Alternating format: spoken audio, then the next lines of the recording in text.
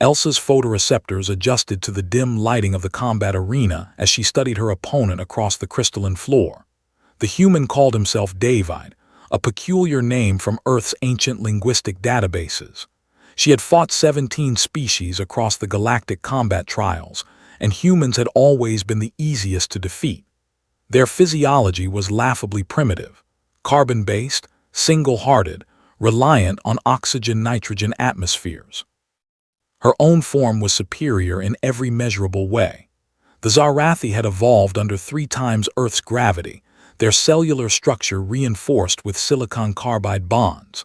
Her reflexes operated at neural transmission speeds that would make any human appear frozen in time.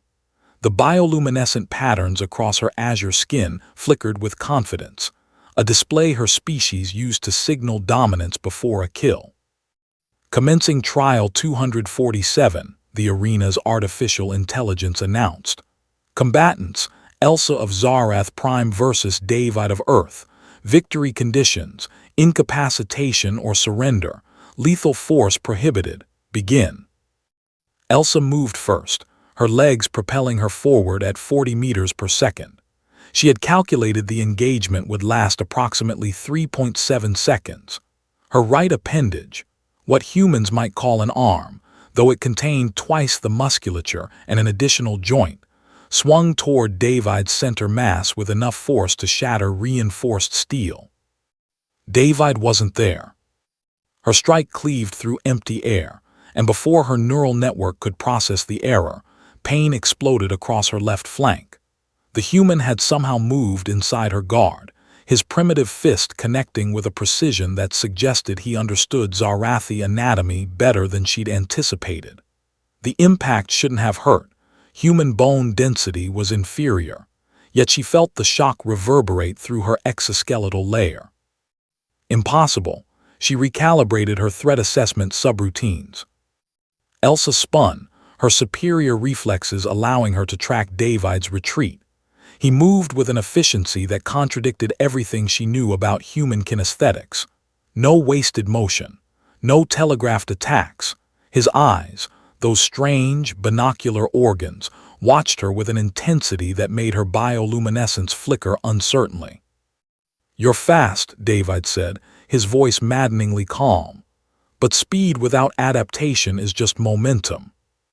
The statement irritated her, humans and their philosophical nonsense. She attacked again, this time employing a 3-strike combination that had defeated a Chronar Berserker in her last trial. First strike, feint high. Second strike, sweep low. Third strike, grapple and immobilize. David deflected the first, absorbed the second by shifting his weight in a way that violated her understanding of human balance, and countered the third by executing a joint lock that shouldn't have been anatomically possible for his species. Her superior strength meant nothing when her own leverage worked against her.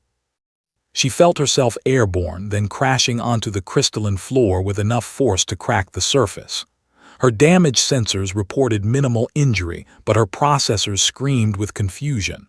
How had a human, a fragile, slow, evolutionarily disadvantaged human, just thrown her? "Your combat algorithms are predictable," David said, maintaining distance. "You rely on superior physicality. That works until you meet someone who's trained to neutralize physical advantages." Elsa rose, her bioluminescence now pulsing red, the Zarathi signal for genuine threat assessment. She accessed her species' combat database, searching for human martial traditions. The data surprised her. Thousands of years of warfare, hundreds of distinct fighting systems, all developed because humans lacked natural weapons. They had been forced to become strategic. They had been forced to become dangerous precisely because they were weak. The realization shifted something in her tactical matrix. She had been fighting with arrogance, not intelligence. David wasn't just a human. He was a human who had studied opponents stronger than himself his entire life. Elsa changed her approach. Instead of overwhelming force, she employed feints and misdirection. She used her reach advantage to maintain distance, testing David's defensive patterns. He adapted to each probe, his counter-strategies evolving in real time. It was like fighting a predictive algorithm made flesh. Minutes passed, far beyond her initial 3.7-second calculation. Her respiratory efficiency dropped to 87%. David showed signs of fatigue too, elevated breathing, perspiration through his primitive skin. But he didn't slow. If anything, his movements became more precise as his body's adrenaline compensated for muscular exhaustion. "You're learning," David acknowledged between exchanges. "That's good, makes this interesting." Another exchange. Elsa managed to land a glancing blow that should have fractured his shoulder. David grunted, rolled with the impact, and used her extended position to sweep her legs.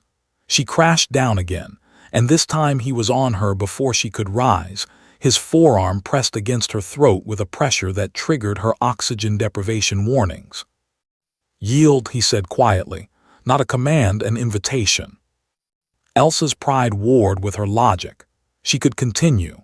Her strength reserve still exceeded his, but as she analyzed the position, she understood. David had placed himself where her superior strength couldn't generate leverage. He had turned her advantages into liabilities. "I yield," she transmitted through the arena's communication system. David immediately released her and stepped back, offering his hand, a human gesture of respect. Elsa stared at it, then accepted, allowing him to help her to standing position. "How?" she asked. "Your species is inferior in every physical metric."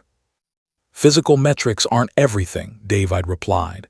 "Humans learned that fighting each other for 10,000 years. We had to get creative." He smiled, another peculiar human expression. "Besides, you assumed victory was inevitable. That's a disadvantage no evolution can compensate for." As they exited the arena, Elsa's processors continued analyzing the encounter. She had learned more in these minutes than in 17 previous victories. Perhaps humans weren't the weakest species in the galaxy. Perhaps they were the most dangerous precisely because they had been weak.